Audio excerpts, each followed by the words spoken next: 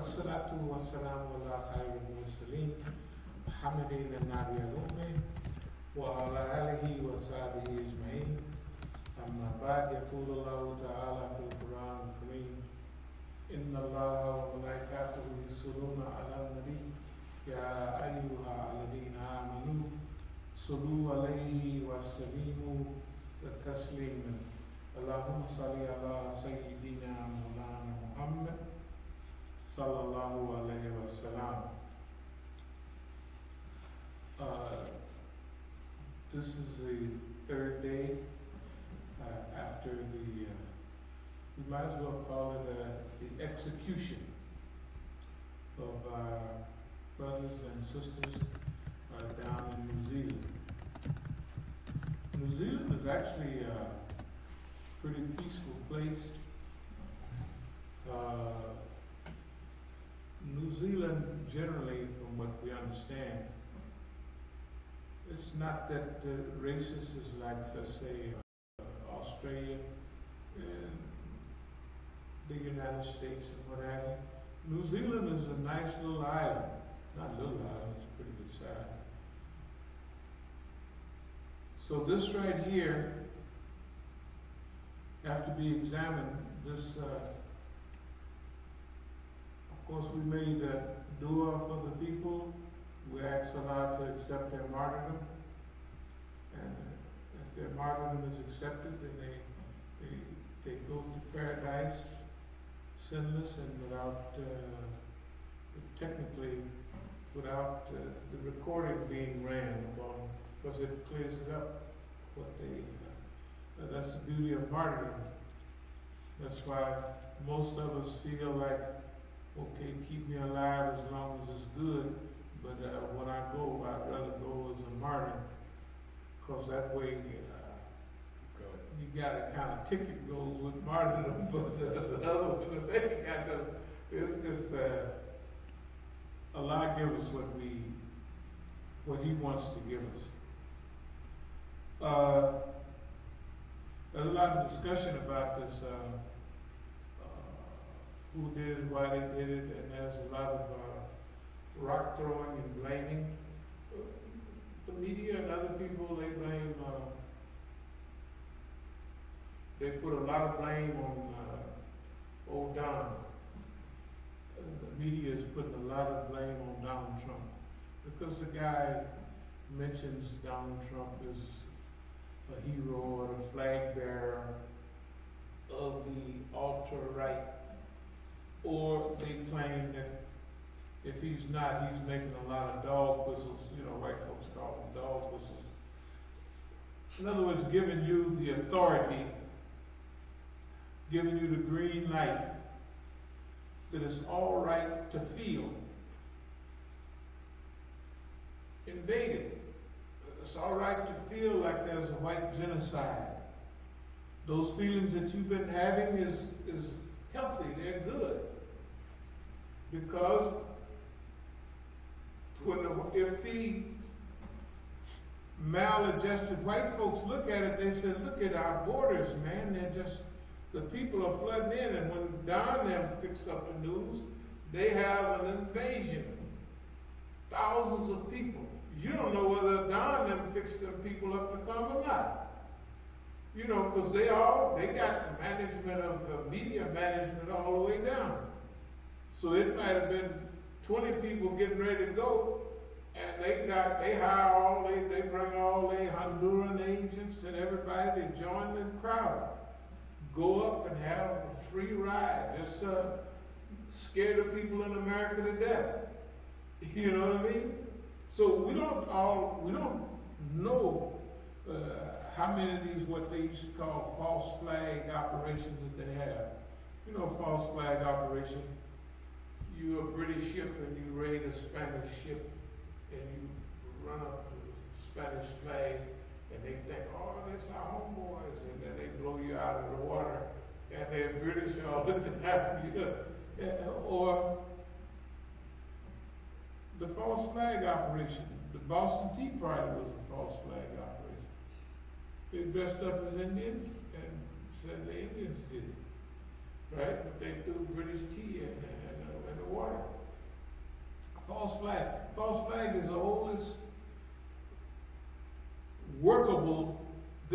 works a lot. It's like here, we saw them groom Alex Jones and get a lot of, probably hundreds and thousands of followers. And a lot of stuff he said was correct. But when they bring him on the news, the thing he brings up is a false flag, which happened up in what was it? San Bernardino. No, San Bernardino. But he brought up the kids that got killed up there. What was that place again? Right up there in the north. Sandy Hook, right? Sandy Hook? Sandy Hook. Yeah. All them poor little children. And the mothers and fathers are right there. There they are. And he said, no, that's a false flag. And then they can challenge that. That's their man. In other words, Alex Jones is their creation. But they create him, right, to take the fall. When they want to discredit, they build up the conspiracy theory, but then the one that he chooses is not the ones that he's been talking about all the time. It's one that falls right into their program. The same with 9/11. Look at 9/11. How many of those hijackers they called was from Saudi Arabia? 15 of them? 15? What would have happened if they had 15 Iranians, 15 Syrians, or 15 of anybody else? Right? 15. And how are you going to get 15 Saudis to do anything unless it's all kind of... The guys are going out, getting high, smoking weed, chasing girls the night before. A martyrdom operation don't go like that. You spend it fasting and praying, making dua. A real martyrdom. One of good Muslims' operation would be fasting, du'as, all of that type of thing. And then not only that, the New York courts allowed the government to hide, they said 28 pages, right? 2,800 pages of that 9/11 stuff. That 9/11 stuff did not follow the right pattern. One of the guys, a Puerto Rican brother, I saw him on TV. We was in Iran together a few years ago. And he's the one that he got there late. And the stairs is his job. If he would have got there on time, he would have been all the way up at the top, starting down. But he got there late, and when he got there, this stuff was just cranked up. And he was talking about how he could hear explosions going on. Da, da, da, da. That's what he was saying. And then he said that wasn't no collapse. That building imploded. Of course they imploded. You could see them coming in on themselves. Buildings, the temperature, the hottest those airline fuel temperatures can get is 1,500 degrees. Those things would stand over 3,000 degrees. Those pillars, they had another 1,500 degrees before they even got warmed up. But the building collapsed, the whole superstructure.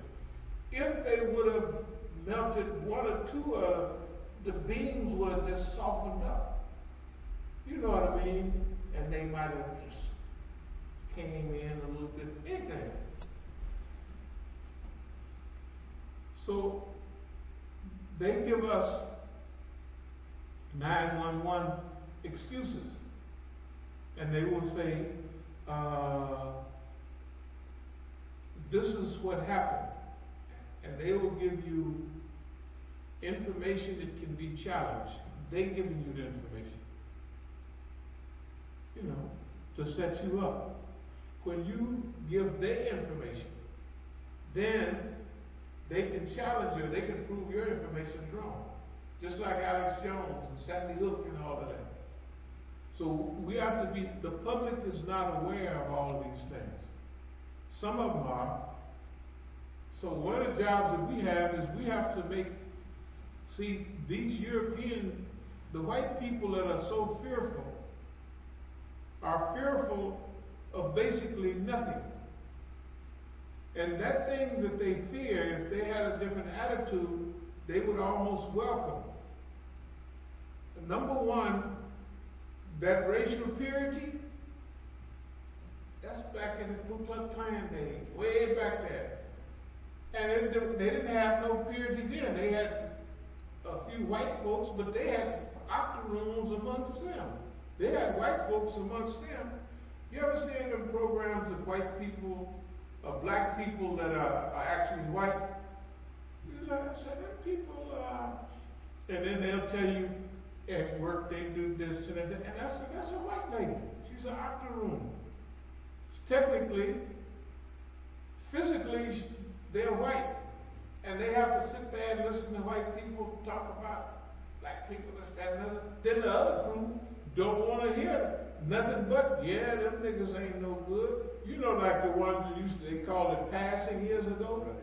Shoot, the Blue Vein Society. The Blue Vein, man, them people, you see them, you look at you said, wow, this is a European, 100%.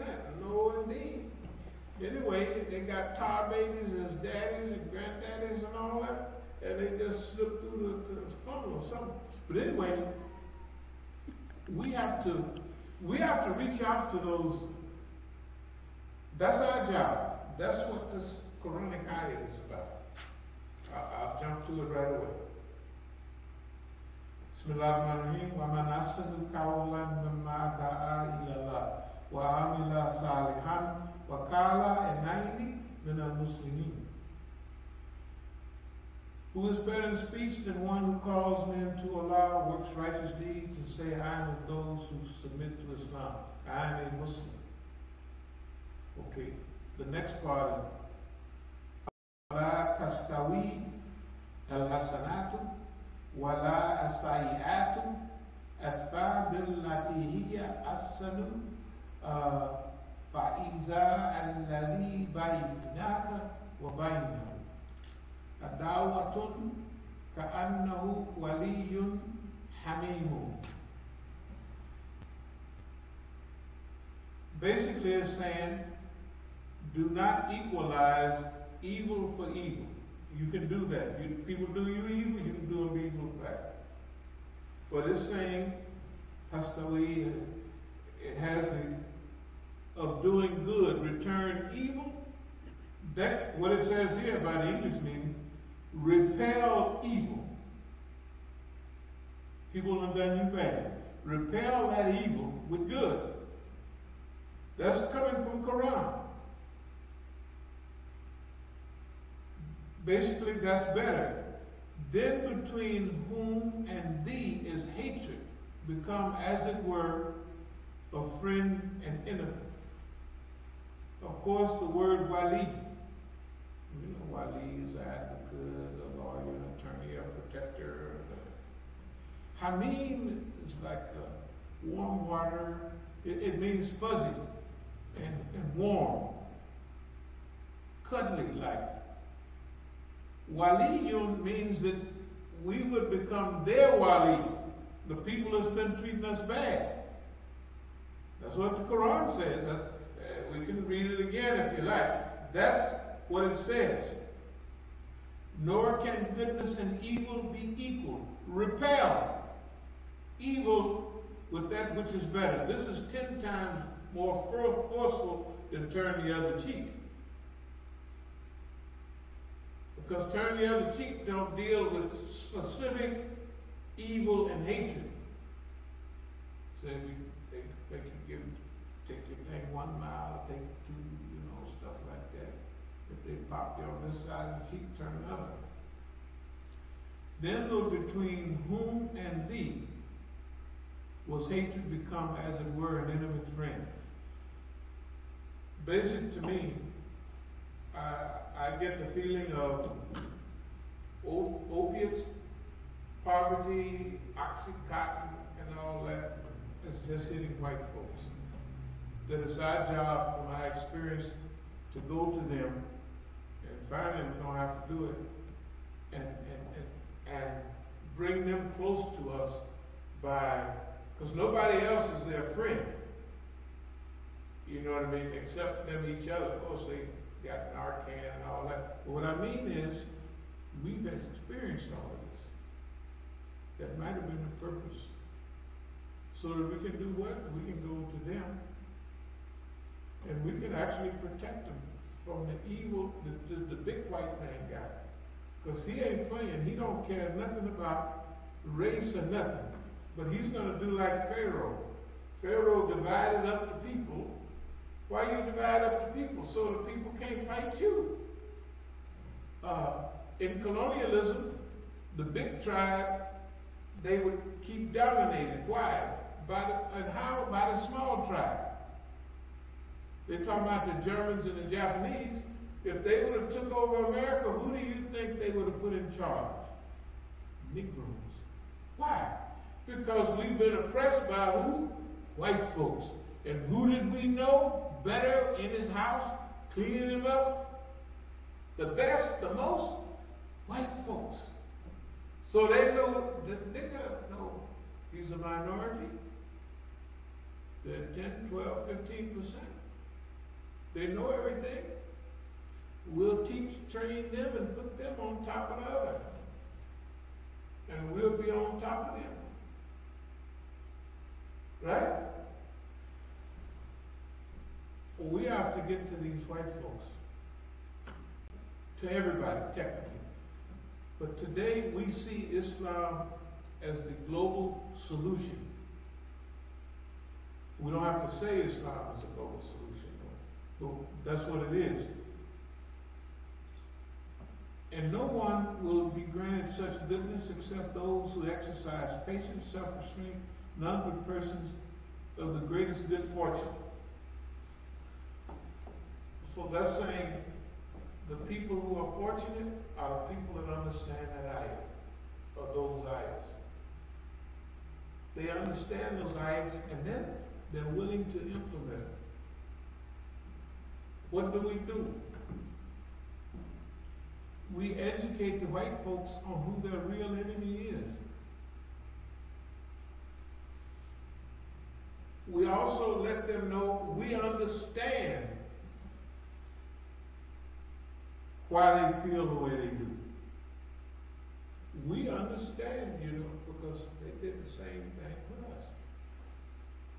With us, it was Tarzan and Stephen Fletcher and all them people making fun of us.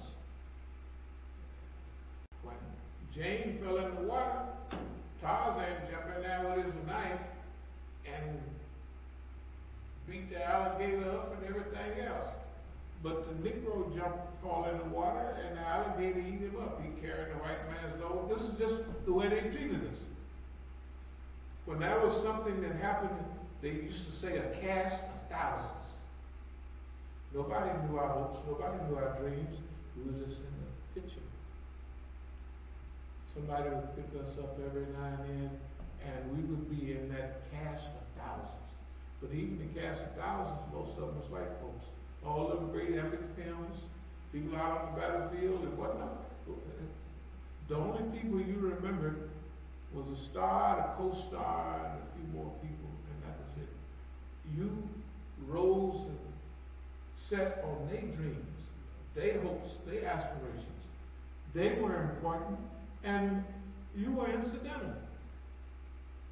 And then Tarzan in the jungle talking to people, talking to animals, and the niggas been there for 3 million years, and they can't talk to no animals.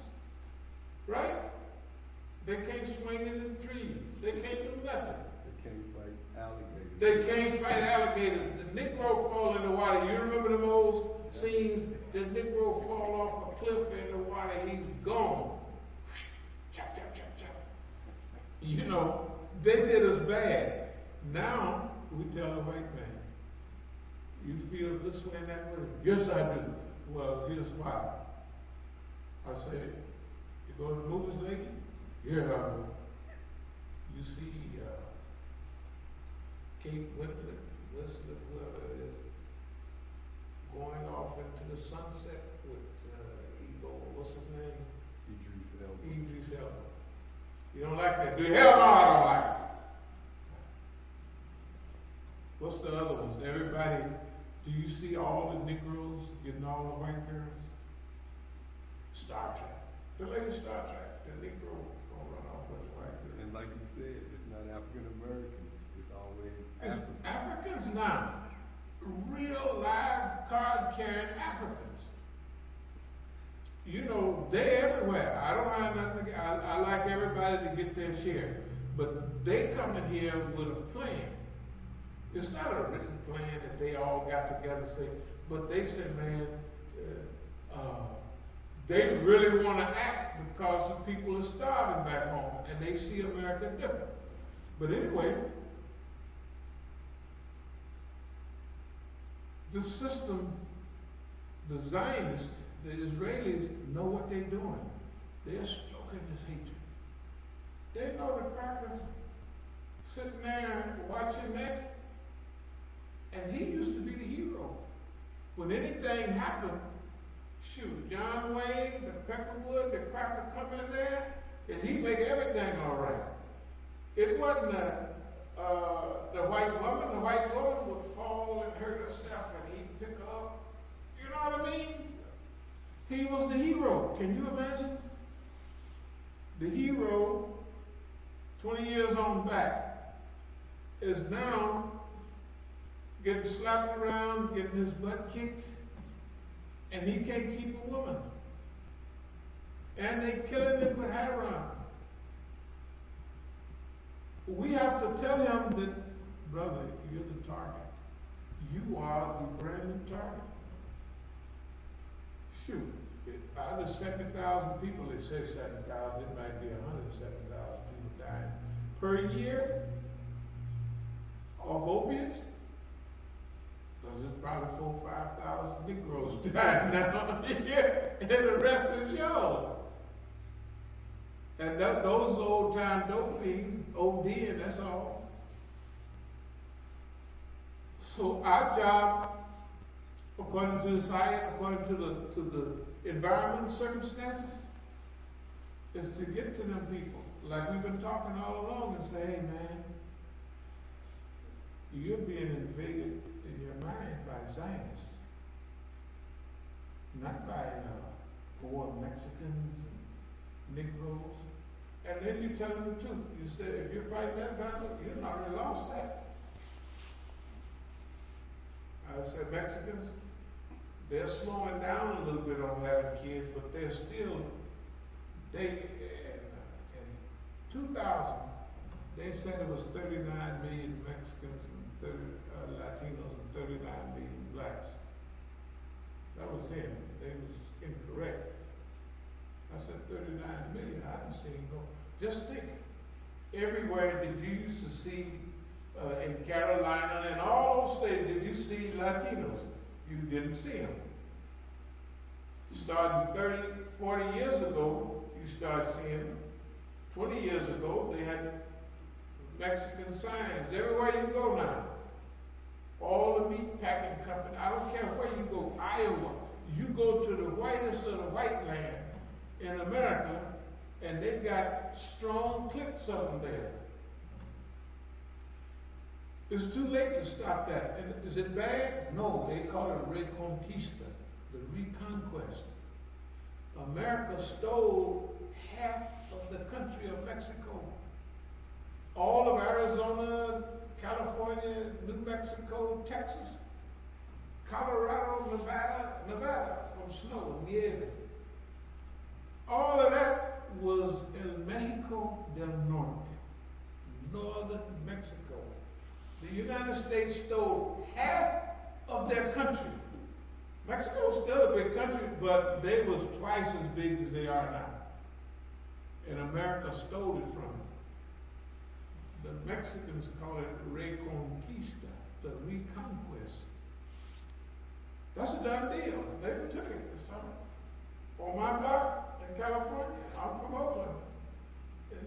It used to be a black city, a white city, then it became a black city. And on my block, there's only one black family left, mine. I'm staying. I have to speak a little Spanish here and there. I like it. To me, it's like Mexico. And I love Mexico. That's a done deal. California is done. They're trying to stop it in Arizona. New Mexico is done. Texas is almost done. The East Coast, Florida's got Venezuelans and everybody. Sorry, Puerto Ricans, and everything happens just help the Latin thing. Latinos should be our best friends in America because they didn't knock this boy. It's a done deal. On the USA Today, on the front page, it said it was the Latinos, or it is the Latinos, that saved from Catholicism in the U.S. Yeah, because the Irish don't want to have nothing to do with no more Catholicism, but then the evangelicals are slipping up on it. They got Mexicans now with the Holy Ghost in every city. Man, they playing the guitar, they in Brazil, everywhere. But here's the point. The point is we're in a time of transition. We're aware of the possibilities, so we have to make the best choice now. That's why, for us, there's other ayats that we can choose. This, to us, explains our situation better. It plays to our strengths better. We have to tell white people, people of color are not your enemy. They're not your enemy. Those big companies, corporate America, is your enemy. How many jobs did Mexicans send to Mexico? None. How many jobs did Chinans send to China from America? None. Who sent the jobs to China, to Mexico, to Honduras? The companies here, your white companies, sent all your money and your jobs overseas. We didn't send it overseas. We're in worse shape than you. Right? None of our lives matter to them. This is what we got. They're talking about black lives matter, blue lives. It says our lives matter. The human life matters. Not only that, but the animal life, the life on earth. You remember the hadith that the fowl of the air, the fish of the sea, would pray or make dua for the man of knowledge. It's the same set of hadith that talks about one knowledgeable man is harder on the shaitan than 1,000 worshippers. It's in that same section. It says in our hadith, the fowl of the air, the fish of the sea, will make dua for the knowledgeable man. Look at the fish now. There's half the water, half the stuff in the water is in the ocean is trash. That's hard to believe that half the material in the water, in the ocean, and the ocean is not, the Pacific Ocean is 64 or 68 million square miles. The Atlantic Ocean is 41 million square miles. And it's not, it's hard to fathom that half of all of those, that there's more fish or more plastic in the ocean than it is fish. That's what white folks say. Good God Almighty. Can you imagine what the fish is saying? Oh, man. The old fish is saying in the old days, we had blue, clear water. Boy, I wish it was somebody, whoever Surah. That's what the Hadith is saying. For fresh water. For clean water. Because don't talk about what is broken down. So that's what they're eating. Not just the physical trash that we see, but what's broken down to tiny, tiny particles. I guess we watch similar type programs. Look, they got camels out in the desert, just got them big chunks of plastic in them. Because they eat the garbage bags and blow and they get hung on something, they eat it. And when they have it, they have like 20-pound lumps. Still that big lump on their back. They got tons. This man, we got to do a big job quick, or else it's really all over. So let me speed up a little bit. So this thing that happened down in Christ Church.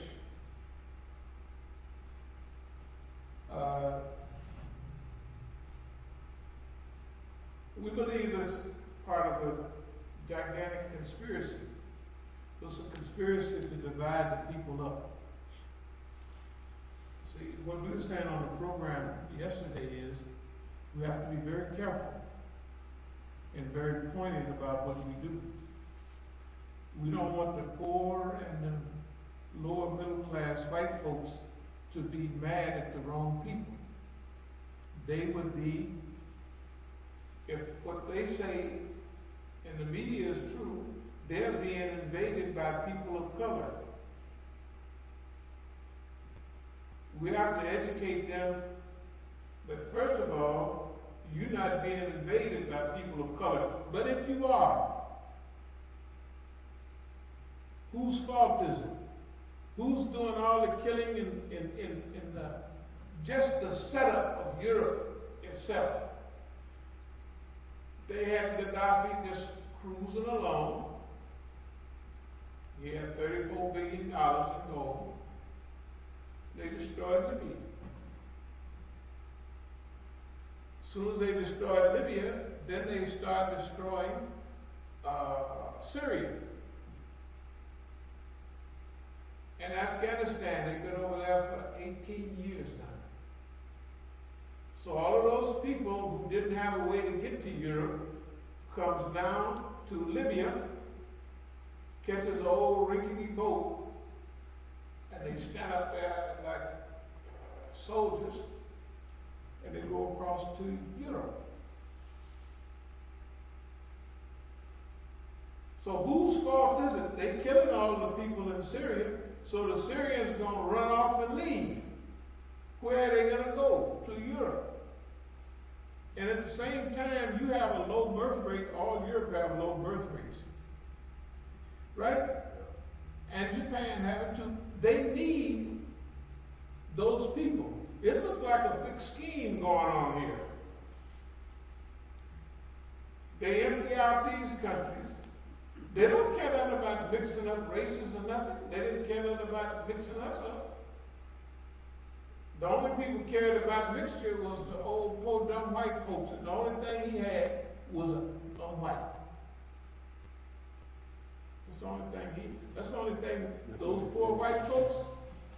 Did you ever see the Free State of Jones? Yeah, I did. When they all run off and hid in the bush. Because they asked them, how many of y'all got slaves? If you got 20 to 40 slaves, then you don't have to fight in the war. They said, how many of y'all got slaves? The poor crackers looked at each other, not me. And they was hid. They said, hey man, and I don't want to go back on war. But the Civil War was so deadly. Weapons had increased in their ability to kill so much. By the Civil War, you know, imagine they got to cut your arm off or your leg off. You ain't got no opium or nothing to take it. You just have to bite on that stuff just like on TV, and they saw, you see them songs? Good God Almighty. Can you imagine how scared the Joker's going to be? He fighting, and then he hears somebody over there hollering in the thing, oh, God, help me. And hey, man. And then you see the war. That's when they first used pictures a lot. You see everybody just dead laying there, blew out of their clothes. I said, man, that's cold blooded. And they haven't stopped that. There's never a war that they didn't lack. Because now, what's the military-industrial complex's job? To keep wars going. To keep the military, build up the military, fear and hatred, not peace. When we come to power, the first thing we're going to outlaw is the army. You can't have an army, because if you ain't got no army, you can't go around fighting nobody. Yeah, so there is no armies. You can have 5 or 10 police. There is no prisons. We go back to, where they used to exile you, we call it,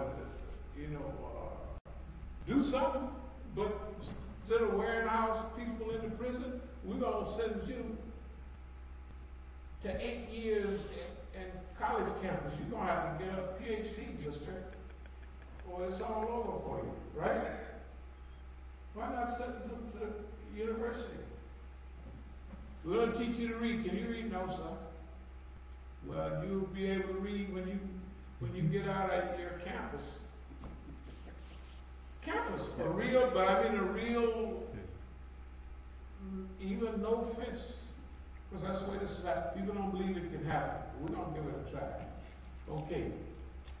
So, Christ Church was part of a huge modern conspiracy. It works simply like this.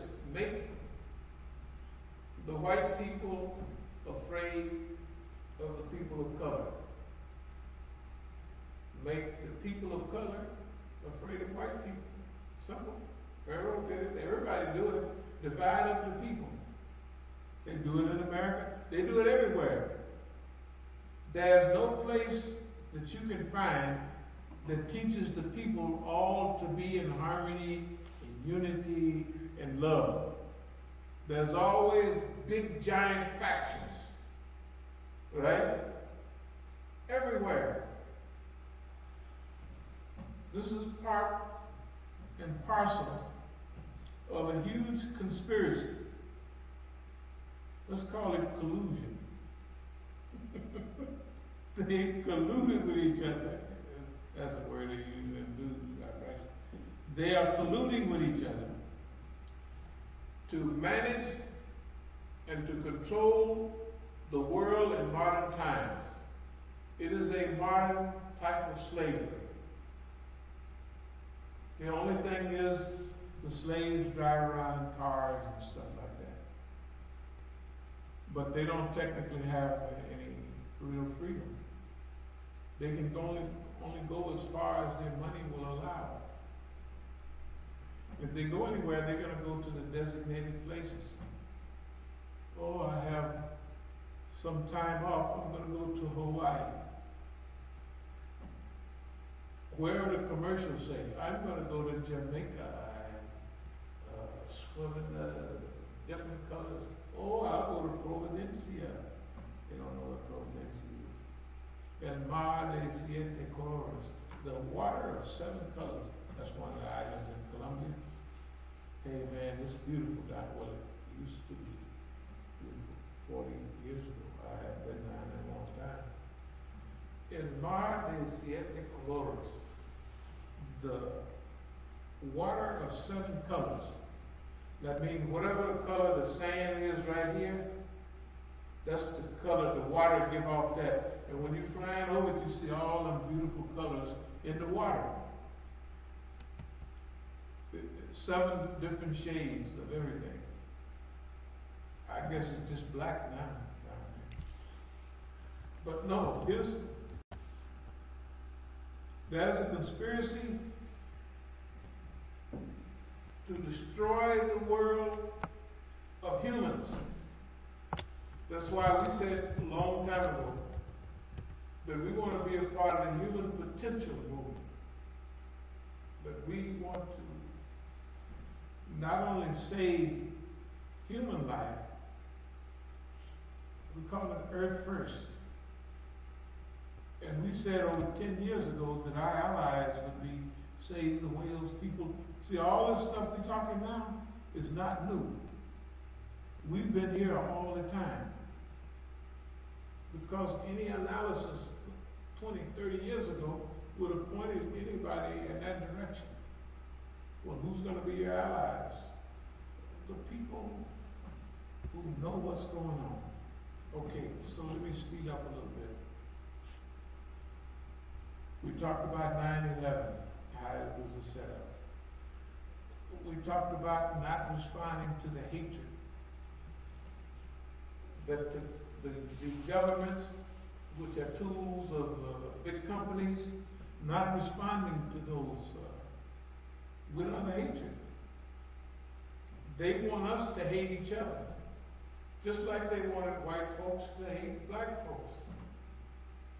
Do you think the big boss up there cared about color? Heck no. Do you think he cared about a poor cracker, a poor white man with overalls on? Absolutely not. He didn't care.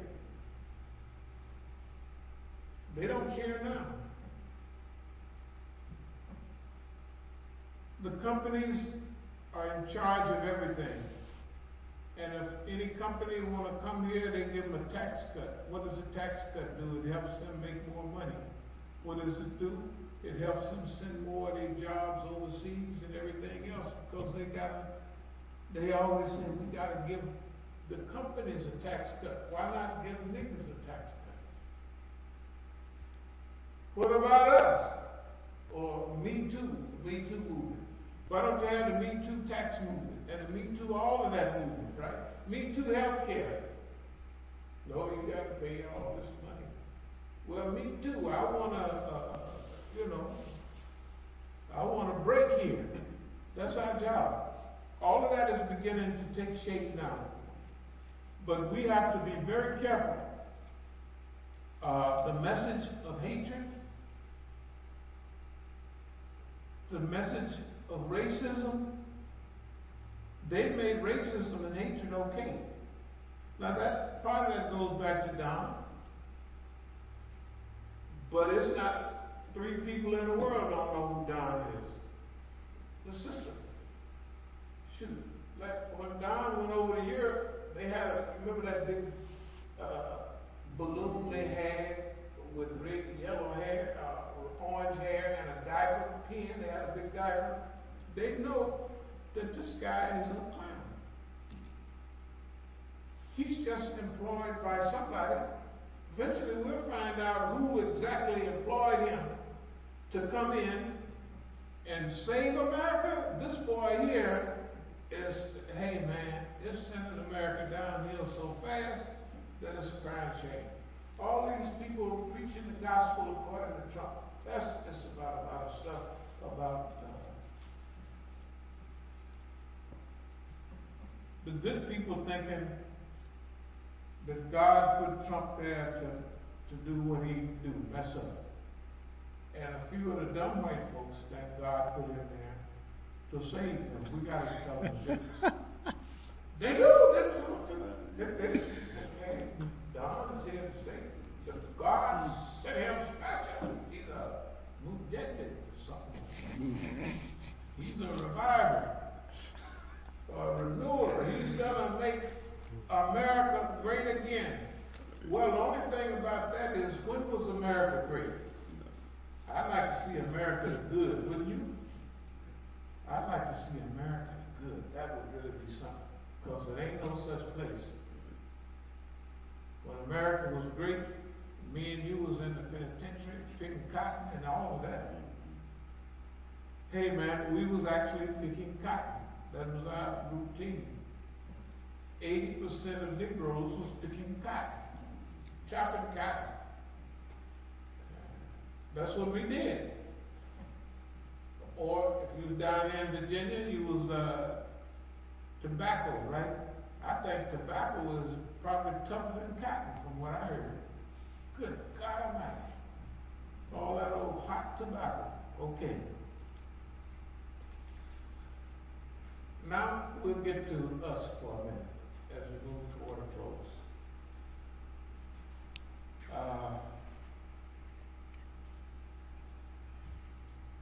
Utopia, dystopia, you know. I forgot to mention that Navy Yard. You remember the shooting over the Navy Yard? The guy who did that shooting kept telling the FBI when they questioned him up in Connecticut somewhere, someone is telling me to kill people and do this, that, and that. They said, oh, take a couple aspirins. In other words, we don't want to hear that. Suppose me and you said that to him. Somebody tells me to kill white folks. Oh, yeah. Well, you're going to have to kill them from the cell number 65 down there. Right? Why they didn't do anything? Because they're the ones that was whispering to him.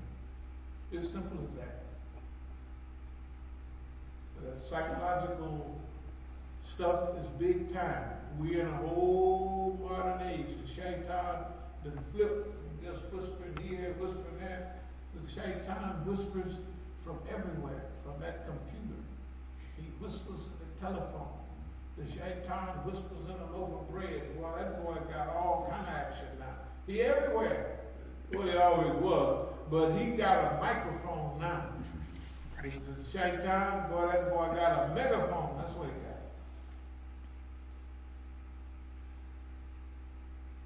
Now, what the heck we're going to do with all this stuff? White nationalists, Trump, white genocide, got to win white folks over. They think they invaded and they normalized Islamophobia. You ever notice that the white folks got one attack pattern and the Muslims got another? All the attackers in Europe, or even 9/11, they leave everything behind. They leave a cell phone, right? They leave the French guys, I mean, not French, but they was from Morocco. They left their ID card on the front seat. Right? They didn't kill all these people. They leave their ID card. Now, we didn't watch enough movies to know if you're going to do just a bank robbery or an armored car robbery, you strip down. You take all your clothes off. And if you loaded your gun, you load your gun with gloves because you don't want your fingerprints on the bullet. You don't want nothing. You know what I mean? If the last thing you have on you is phone numbers, telephones, right? You don't have those things. But all the killers of white folks, they can prove that you did this because here's your phone record that you called Abdullah somewhere. Talking about conspiracies, these are not even for a thinking person. They're not even a conspiracy. It's idiotic. It's idiotic that people would do that. Let me move toward here's where we are. Can I say something? Yes, yes, indeed. But on the other side, it seems like all the Europeans that have done these shootings, they record themselves. They did what? They record themselves. Right. Either before they do it. This one is something you forgot to mention is while he was doing it. He's recording himself, and they end up not getting killed. Yeah, as a video game. As a video game. As a video game. Now, I imagine that would make us feel like really. But now, it's not hard to train a few crackpot white folks. You know, when I went down to the little town I was born in, I had the Iranian guy he was with me. He looks like a white boy. So we went down to this little town, 102 other people. So this was right after they killed all the people down there in Carolina. The one guy went in and killed everybody. So this must have been a week, I'd say 3 weeks after that, something like that. So the church that I went to, stopped after whatever it was. My grandfather was a deacon that helped start the church, and it had our family name. It said 1900 that my family helped establish that church. So, and we left there 60, 70. We left there almost 70 years ago, 67, 8 years ago, in 1951, whatever that was. So that's when we left the town. And we went back every now and then. So the guy was with me. The Iranian guy, they was filming. They was making a film of me. You know, and I took him to the bayou. This used to be, it was a bayou running down here. And it was an old white man on a tractor coming out from where we used to live a long time ago. And he saw us taking pictures. I said, where's the bayou used to run down through here? He said, well, it's still there, you just can't see it. It's been almost grown over its thickets and all of that. But we used to swim in the bayou, we used to do all that. And so I said, have you lived here all your life? First I said, the black school was over there because in those days it was segregated. He said, well, that's been gone a long time. And I said, yeah, we used to live here. And I told him my family name was Reeves. He said, yeah, I heard that name before. He said, my daddy was Marshall Garrett. I said, your daddy was Marshall Garrett. Y'all had a 1951 Mercury. You lived right up there. And then it's called Garrett Lane now, you know. But and he said, you ever heard of, he named some white folks, W.W. West and this. I said, yeah, it was all big white folks. But I hope I didn't say it was all big white folks, but I think I did. Because when you get around that environment, whether you want to or not, you start talking to people like they understand and like, oh yeah, man, it was a whole, when it was chopping cotton and you start, the cotton gin was right up there, and you forget yourself, and you start talking just like they remembered you, you know, and most of the black people left. Anyway, he was still filming. He said, you could go talk to my mama. She's 88 years old. I said, Marshall Garrett must have married a young Timber. She was about young, but only be 88 then, you know. And he looked like he was my age. So anyway, when we was at the church, we just walked in the church and then we walked to the back. And he walked to the back. I sat down and he went to the bathroom, made woo and all of that. They was watching. The whole church was paranoid. There was a police outside. And the whole church was on notice that some people might come and do so. I said, how did they get that news? You know, I mean, it was a police car and everything across the street. And so when I stood up to talk, I said, yeah, my family, we came here, I came here because when I go to this guy's country, they take me around and show me the country. And I said, they wanted to come and see where I'm from and what have you. So I was just showing them around. I said, you know, our name, the rings is out there on, since 1900 when this church was founded. It's right out there. And I said to somebody, we was here, and one lady stood up, old lady, she said, I remember y'all. I remember Juanita, that was my sister, and I remember all, you know. I said, thank God, somebody remembers. And the preacher was rolling his eyes, and everybody, they didn't calm down till somebody from there, actually, because they thought, they looked at this Iranian, and he looked like the white boy that shot everybody. They thought we were coming in there to knock everybody over. But that's how sensitive people are nowadays. We have to avoid that type of sensitivity. Or we have to train people away from that type of sensitivity. What I'm going to get to is what we've been into a long time.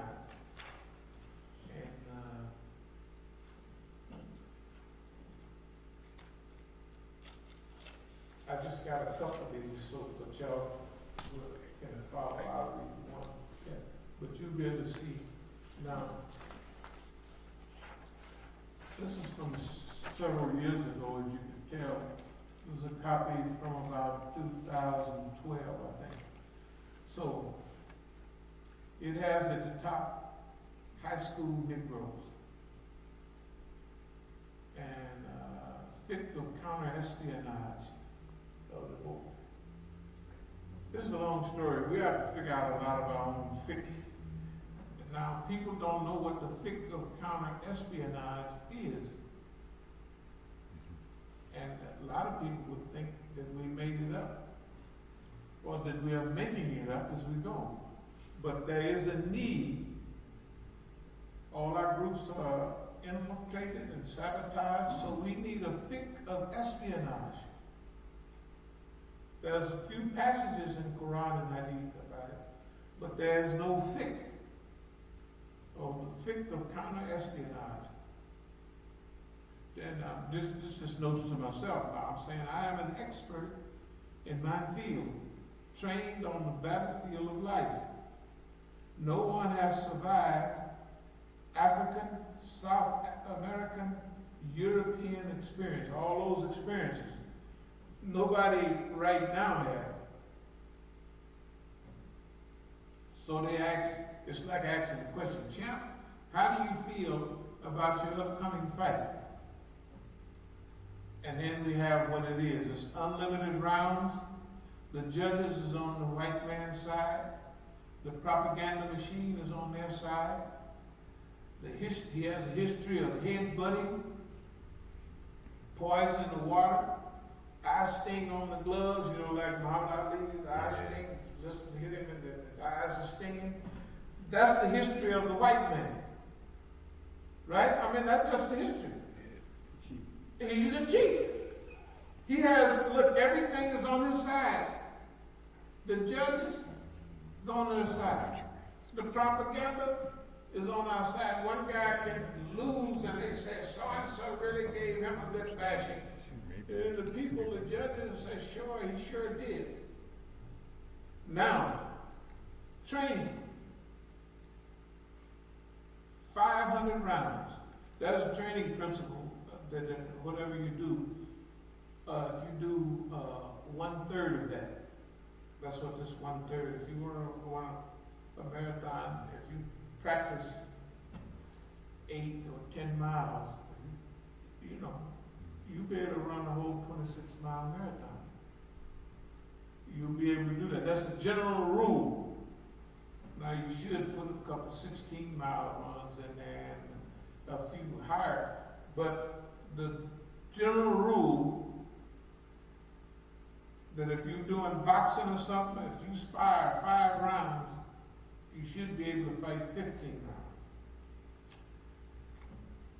I don't know if I set that one too right, but Okay, now,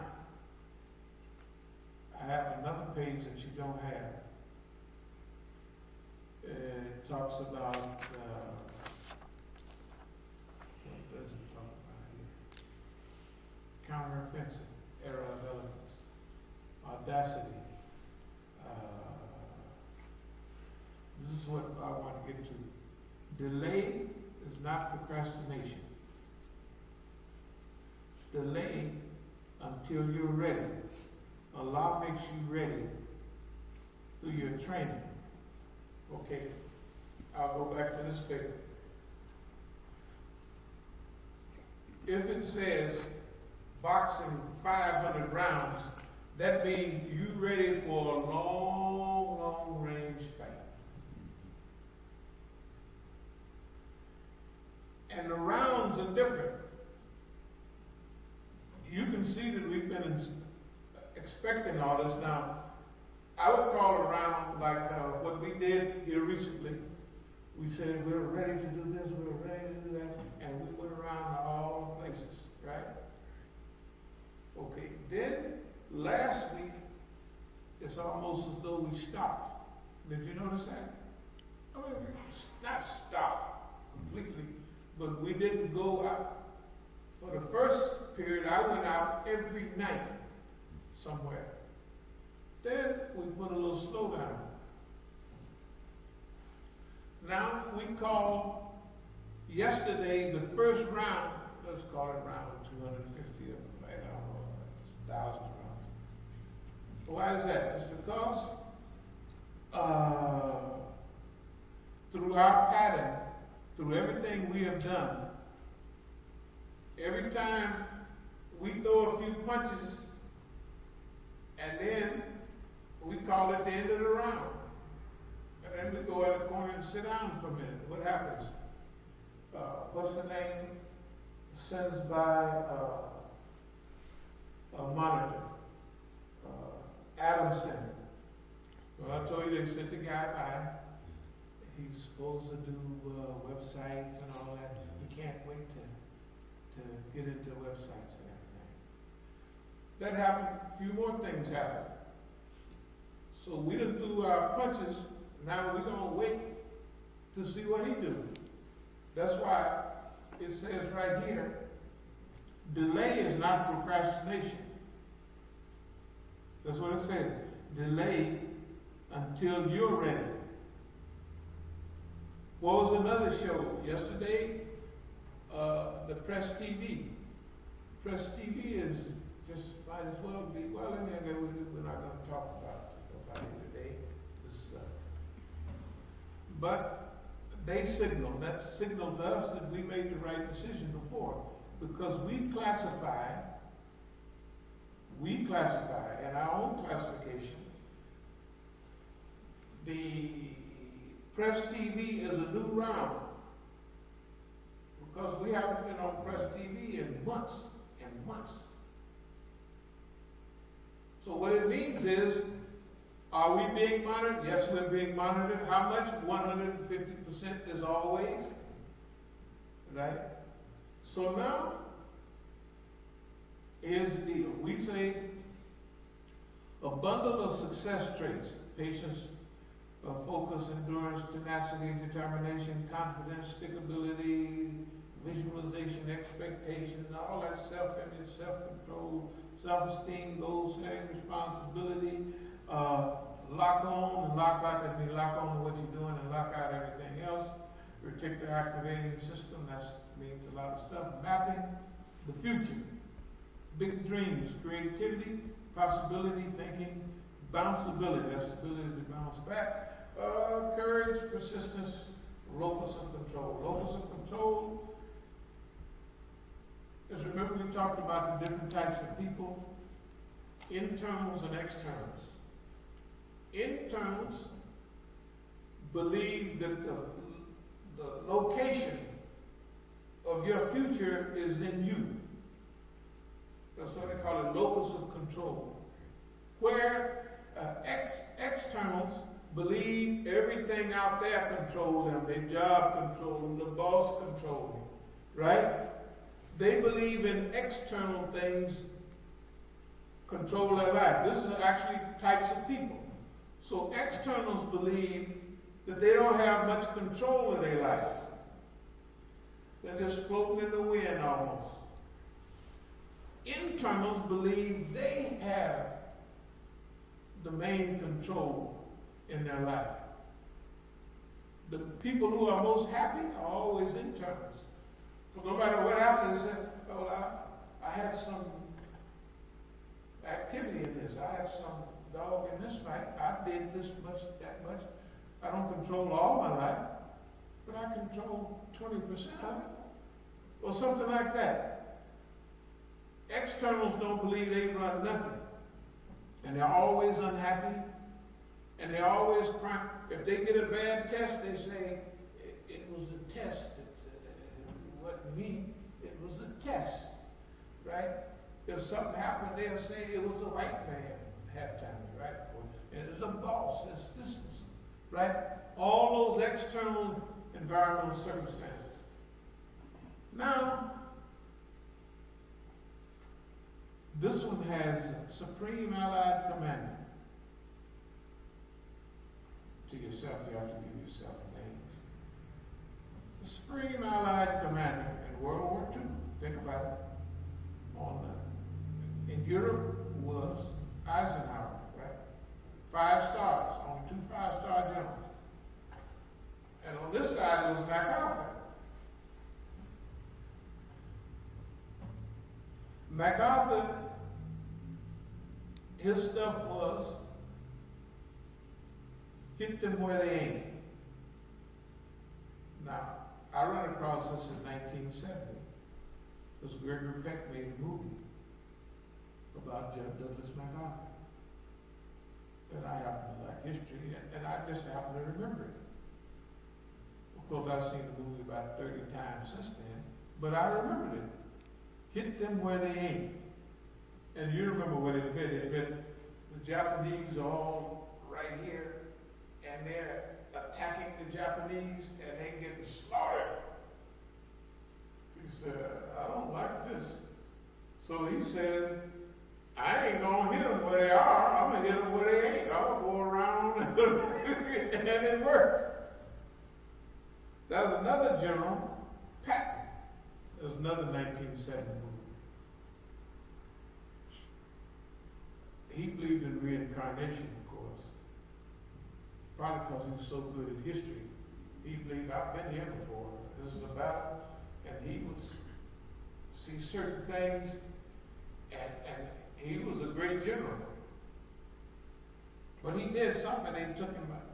They put him on the ice for a while.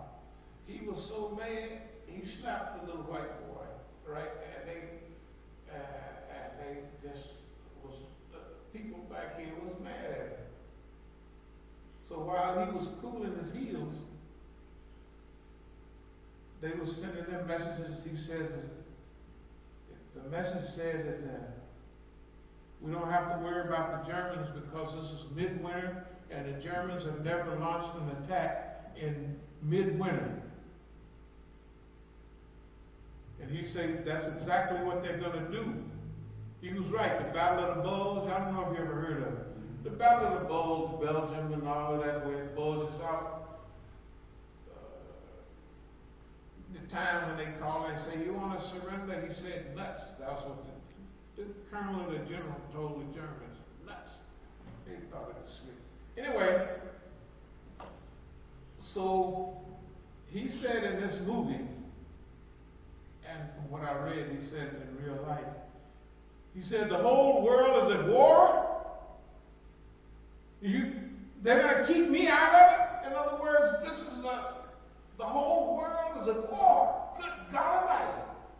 Y'all ain't keeping me out. If he was thinking I could start my own personal war, you ain't keeping me out of this. Then they had a special task. They needed somebody to make an end run around all the hedgerows and what have you in Germany. And they gave him the job. And he was talking to Omar Bradley. He said, man, by that time Omar Bradley 4-star general, and he used to be a 2-star general under him. He said, if you just give me a break, I would do this. I'd get on my knees to you. I'd do all of that. He said, well, this is what we got. And then he told him, he says, I thought of this 4 months ago. You know, Eisenhower, they had it there for a reason, where he just had to get out and go. And it worked. He moved more territory and he conquered more, not conquered, but hey man, they let him go at the right time in Germany. Okay, that means that people who are managing things have to know everybody that they're dealing with. They have to know. So I gave myself the title of Supreme Allied Commander. That means control of all Allied forces. Only because nobody's fighting with us, so it ain't hard. Right, tell the truth. It ain't nobody wants this job. So these are just little stuff you write to yourself. But you know what? I'm tired of being right, personally. Have you noticed the consistency of being correct on analysis? I'm tired of that. So, here's the offer. This is in the white man. Like we said, delay is not procrastination. So any delay we make, because we know we done got it figured out to where we done trained for 500-round fight. So, you know, people don't know that the old prize fighters, you used to fight to the end. It would be 45 rounds. You know, they talk about Jack Johnson when he laid down in Cuba and the sun was in his eyes and he had his hand up. If you're knocked out, you don't have your hand up blocking the sun, right? You're knocked out. So it was time for him to lay down in the 26th round. Can you imagine people now fighting 26 rounds? 26 3-minute rounds. They might have been 2 or 4 ounce blood. They just stopped bare knuckle fighting. So they had on, good God Almighty, brass knuckles almost brass knuckles, some little old glove. You ever see them? I said, good God Almighty. The point is this. No, it's serious. That we feel this comes from having a lot of experience in all of this. And we have to do some Star Trek type things that are different. So here's our offer to the white man. I'd might as well get to it. No. We feel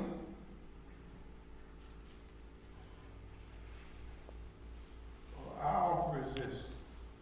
You know, we can tell they want us to run back to Oakland as quick as we can, and we stall them. Throw Oakland really. Because we're afraid, absolutely not. Who's afraid of them? Those people. So, we have literally, I would almost say, passed every test in the book. You know, for honesty, sincerity, and all of that type of thing. You know, Allah gives you certain gifts, and people, no matter how peace-loving we talk, like this right here, it don't sound like peace-loving. It sounds militant. Because it's me saying it. So that's just the way Allah made a person. Now, I've always been like this.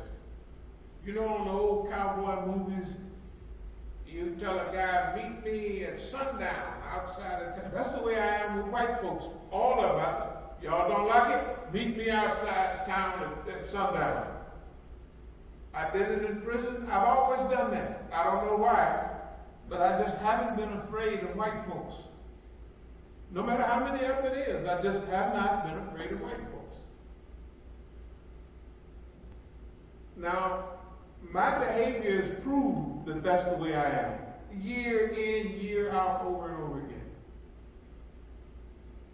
So I'm making a statement to the system. If they take it, fine. If they don't, we'll just keep right on rolling.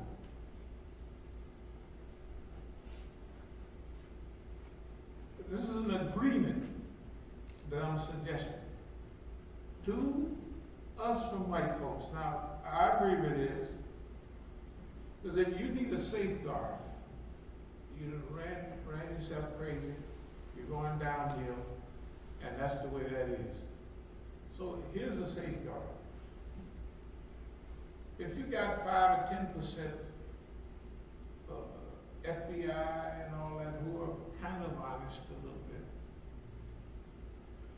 I want you to shift that crew that they be in charge, not in charge, but they monitor us. Now, our agreement is that we're going to do everything that's good for America, according to the way we see it, not the way they see it. Remember, it's give and take and everything. We're not agreeing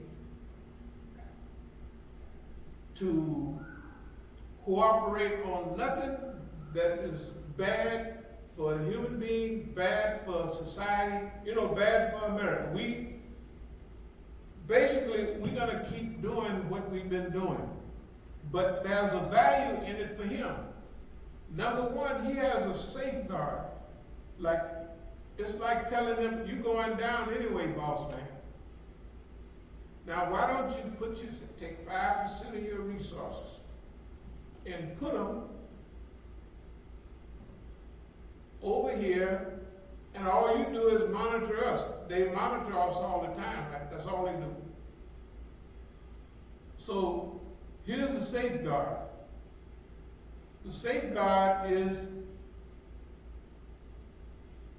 that no matter what happens, we're going to do what's good through our vision for America, for the human being, right? For humanity. Now, what is that going to cost you? That means we want a free run for the next several years. We want you to leave our family alone, stop running people crazy and turn them into tattletales. We want you to do all of that. And also, we want to do what we can do. That means that you don't have no right, according to the treaty, of course. It could be verbal, it could be anything, it could be a nod. I think that's a good idea. And no matter what you think, this is a serious proposal coming from us to them right now. The only thing we're saying is we don't have no agreement to protect the Zionists. And finally, some of the white folks should be mad because you can speak against everybody, right? You can say, I don't like niggas. So what? I don't like Mexicans, right? I don't like Israel. Anti-Semitic, right? That's right. They don't have freedom of speech. Their first thing is freedom of speech. And they don't have that in America. You could talk about anybody but the Zionists. And Zionism is not Judaism. You remember the rabbis? Right. They practiced Judaism. What did they say? Oh, this is our friend. That's what they said. They're Torah carrying, Torah practicing. This is a good guy. Those are the good guys. No, that's what he said about you. Right, yeah. But we say it about them too. Because they call the Zionists swine-eating. Boy, you talk about us talking about, we couldn't even say that. What they say, we couldn't say it. But they can say it. Here's the point. We're going into very treacherous times. Everybody can see it. So let me break down what we're telling the system. We're saying, system, you've been bad. You've always been bad. And maybe you can't even do good. Maybe that's the way it is. But here's what we want you to do. Take 5% of your people and put them on us to monitor, to watch, and make sure we don't break anything we say. Of course, we haven't said much, but we're not going to do anything to harm the interests of Muslims and the people. But here's a safeguard. When your house starts crumbling down, right, you'll be able to at least point to something, which is us. Now remember, we're saying we want the white man to stay out of our business. So if we develop 50 centers, we can develop 50 centers. You don't mess with our money, however much money we can make, it's okay. We're only going to use it for good anyway.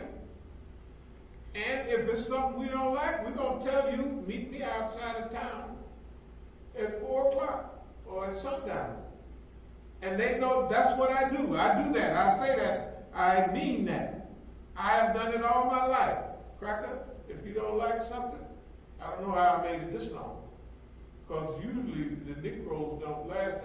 So instead of getting scarified, I'm getting a little more like, hey man, meet me outside of town at 4 o'clock. It's sundown. But in real life, that's the agreement. Give people a chance to live, family, friends, everybody, instead of using them as snitches and tattletales. And in the meantime, we'll do what's good for America. You don't have to worry about us trying to destroy America. Right? You don't have to get involved in our financial, because everything we're gonna use it. It's gonna be good. You're talking about making America great. We might be the ones that pull it through. You just leave us alone. We're gonna rescue, if we can, white folks, Mexicans. We want everybody to get a piece of this goodness. That's actually what we want. It just don't sound like it. I don't know how to say it any different than what we've been saying for years, right? I don't know how to say it any different. But they got to get beyond the climate of hate and suspicion. And if we can't tell you what to do, we don't like it. That's a problem. It's their problem. Because they got that problem, they use that with each and everybody. Well, that's good at sometimes only hiring people that want to go your way and they do what you tell them. But I think that's like clickism now, that time will pass. And what we're counting on is that I've always believed that 10% of the system, at least 10%, is good. So 1 in every 10 FBI agents would rather be fishing and doing. Some of them, they don't like, they kick people's doors in, they say, we're like stormtroopers. You know what they feel? They feel like this is the people we saw on TV, the Nazis and other people. That's the way they feel. I know, I've been in the press, so I can tell how they feel a little bit. Because, you know, you're always throwing out stuff here and there, and they don't know where you're coming from because they don't know old-time Negroes. But you find out, I've always used that for over 30 years, that I think that at least 10%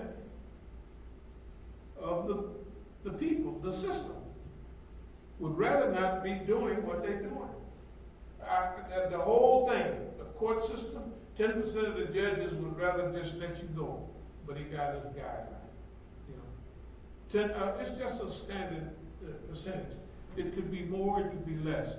That's my feeling about their stormtroopers, the FBI, and all of them. Those are the people I'm reaching out to, and they should reach out to their boss people to tell them, boss man, that big bro got a pretty good idea.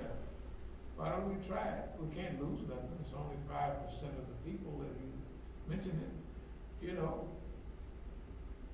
And we monitor, just monitor.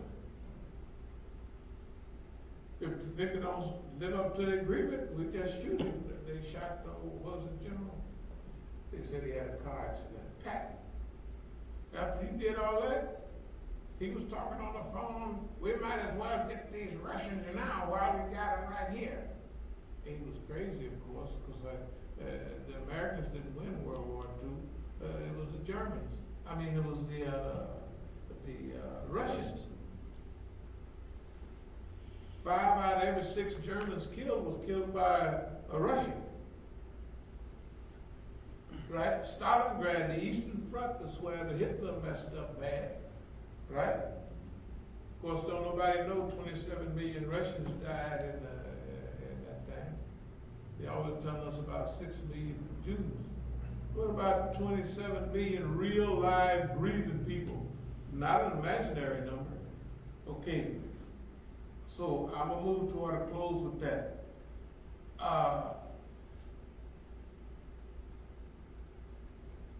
If a person hadn't been coming by here a lot, I might sound like just the craziest man in the world. Well, that's okay. What I'm saying is that all of us have to take chances. You know, this type of suggestion. Did you ever see the movie Geronimo? When they had their weapons and they was making a treaty with General Crook. Well, he turned out to be one of them himself. Not him. He was probably serious. But when they went back to Congress and come back, they put them all on the train. That's when the Indians that helped catch him, the other Apaches, they said, okay, throw down your weapons. When they load them on the train, they just look around the boss man, we with you. If you're an Indian, throw down your weapons and get on the train. So they took desert Indians and sent them to Florida. You took Florida Indians and Seminoles and sent them to the desert. Boy, this white man, look. We know who we're dealing with. That's why we say he headbutts, right? He puts poison and all kind of stuff on the gloves. He cheats. He got the judges. This guy got the Army on his side. He got the Navy on his side. Right? He got everything on his side. He still cheats. He'll still set you up. This is your door. Right? So we're not imagining what, but we're taking a chance. We're saying, boss man, you got to have some sense. You got to have some sense, and you got to take a chance.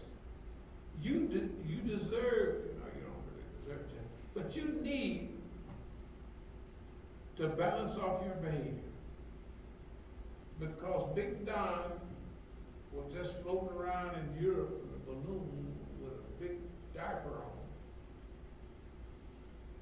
and a pen. That diaper pen holds it in. America is not what it used to be. And it's going down. You may get a little reprieve from oil and stuff like that. But boss man, you're like every other empire. Yeah. Right? They had plans to stay. The Romans had plans to stick around. The Greeks had plans to stay. The British had plans to stay. The sun never set on the British Empire. 60 years ago. 70 years. 65 years ago. The sun never set on the British Empire. Wherever the sun was shining, some of it belonged to Great Britain. Not like Malcolm said, the sun never shines on it because it's just over UK over there and it's foggy. You know what I mean? So he's making a joke about it. This is what we have to say, dear believers. All our calculations and statements have been basically correct over the years. We're tired of being right. You know, like you're right. Well, look, we don't want to be right.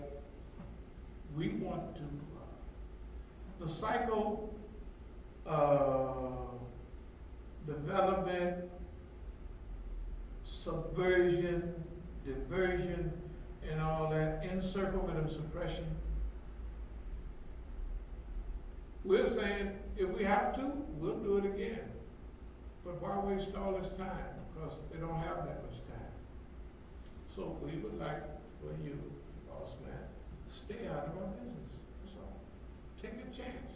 Hell, if we start getting out of line, just shoot us. That's all you got. Ain't nobody gonna say you shot that nigga. That's terrible. You think somebody gonna say that? And they done showed you on the thing as African militant. Who they gonna put in jail? They ain't gonna do nothing. So if we get out of line and we don't keep our agreement, just pull the trigger. You can have the sheriff do it with a uniform on. How many people do our black people get shot every day in America? The guys wearing a uniform.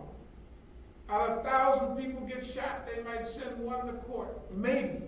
And he don't get no whole lot of time.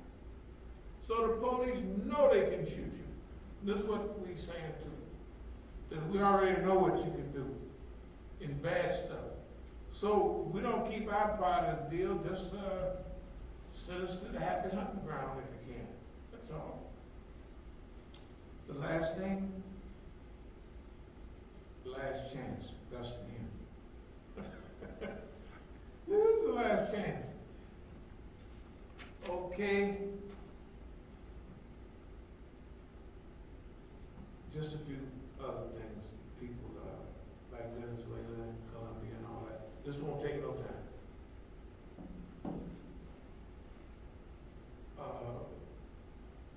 A lot of you may not understand totally what's going on in Venezuela, but and what have you. But the U.S. started what was called gunboat diplomacy over 100 years ago. I mean, they just drive like when they wanted the Panama Canal, they just sent a gunboat down there and made a new country. That's all. Panama was about this wide. All they wanted was a room for a canal, so the Panama is about that wide, right? And they stole it from Colombia. Yeah, they just stole, like they stole Mexico. They just steal, they just go down, they said, here we are. We're going to take this, and that's it. Now, some years ago, M19 and the FARC, they were decades old in those days. Those were revolutionary groups. They started, they got involved in the cocaine trade. When they got involved in the cocaine trade, my goodness, they could buy new weapons and all this stuff from the Israelis, of course. And guess what? They start taking territory after territory. This is in Colombia, next to Venezuela. So then they opened up 7 U.S. bases in Colombia. Did anybody know that it was down there? It was 7 military bases in Colombia. They might still be there, they might be gone. But that's what fought the guerrilleros, the guerrillas, and they fought them. And then they evidently fought them so well that that's why the FARC, the Revolutionary Armed Forces, made a peace treaty last year or the year before last. with the Colombian government. They so-called gave up their arms and they said we'll join the government. Why? It's because the same thing happened when Anwar Sadat moved on the Israelis in '73. Before he chopped their head off, the U.S. came in and said, "You one more step and we'll blow your behind out of the water." That's the U.S. talking to the Egyptians. So the Egyptians had to fold. Sadat said the United States owned 99% of the cards. Right? So they made, that conviction won. So in Colombia, they used to having their way in South America. If you would remember Chavez a few years ago, was making so much money that he even had Citgo hook up here in America to help people whose heating bills were so high. He helped them right here in America. He also helped Latin American countries too. So Venezuela was on the bad list. They had tried to kill Chavez before, but then he popped up with cancer, and it looks like a government cancer. He said, we're practicing socialism, but not old socialism, modern, up-to-date socialism. In other words, we have, so we're going to help our friends a little bit. So they help Cuba, they helped everybody.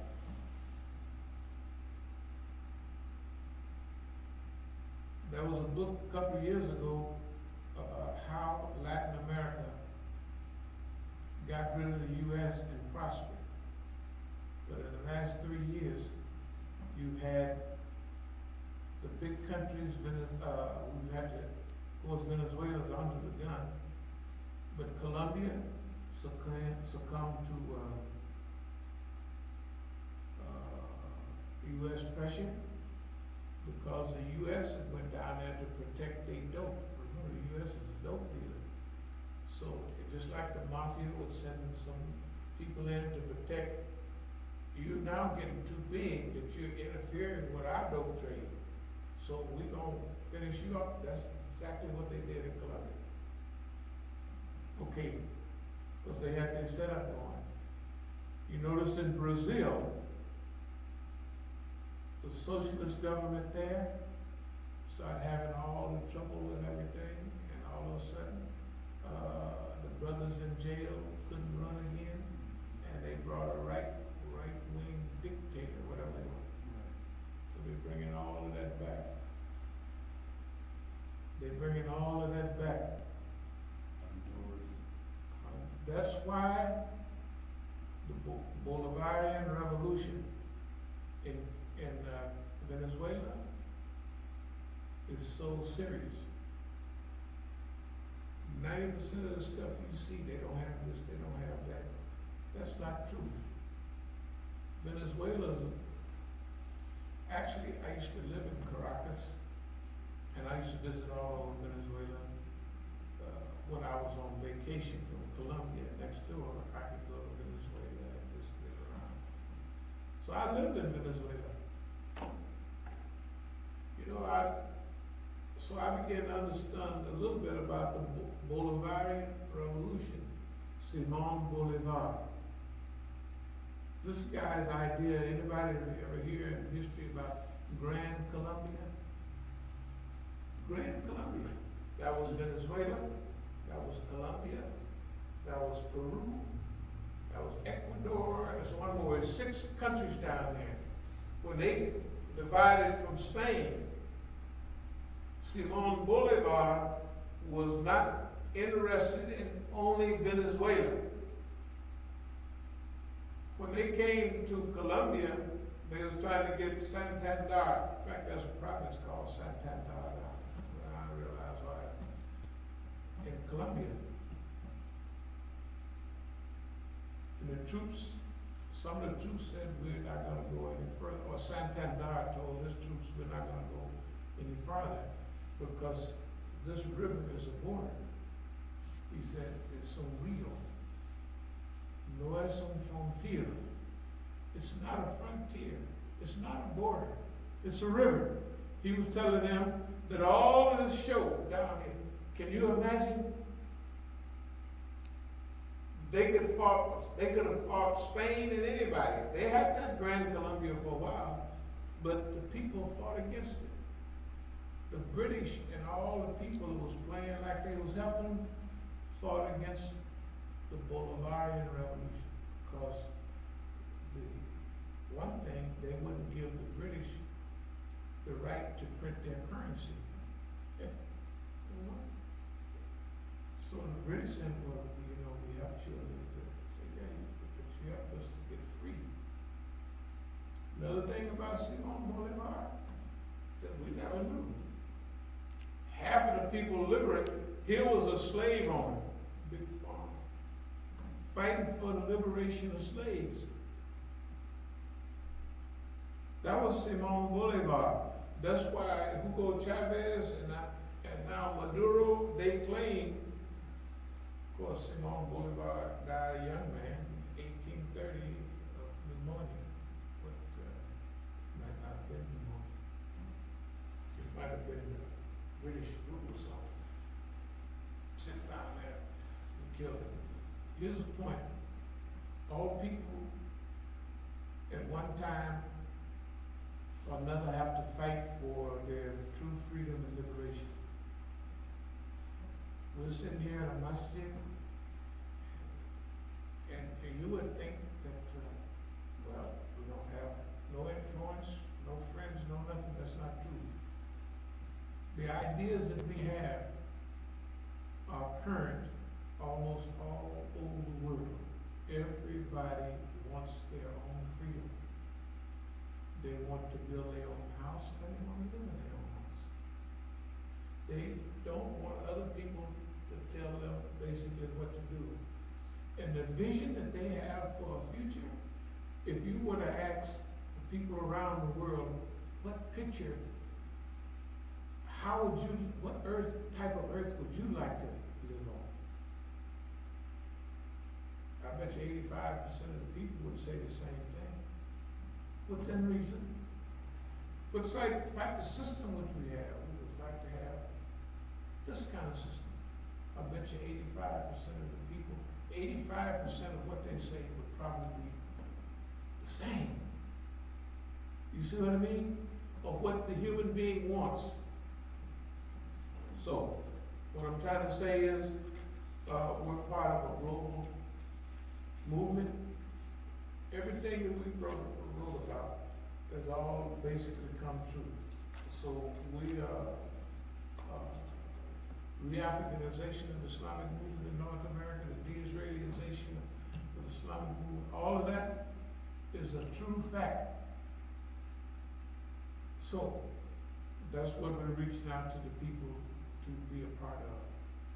And in the future, we will begin to do those news items very soon that stick to the point a little bit closer. But we wanted to let the people know how we fit into this Christ Church, how we fit into New Zealand, and how we fit into this pharaonic division that they try to spread, the meanness, the hatred of black people, of white people, of these people and that people. We're against it, and we're going to fight against it all our lives, whatever time we have left. And we reach out to all the rest of the people to join us in that. If you fight, if you're white and you fight against somebody that's black or a person of color, you don't have good sense. That's the first thing. If you're black and you or Muslim and you get afraid that we have to fear going to the masjid, we have to fear this, or we have to fear that, then you made a mistake. You've made a mistake. That's all we're saying. We're saying utopia means a good place. It don't mean no heavenly place. It means a good place. That's what it means in Greek. utopia, a good place. So if we can make America and the world a good place, we've done our job. Not a perfect place, but a good place. That's all we want to do. Are there any questions or comments about anything that was said? Any questions or any comments? If not, we thank you very much for attending today, and alhamdulillah. As-Sabiqun wa rahmatullahi wa barakatuh. Were there any questions on that came in? Nah.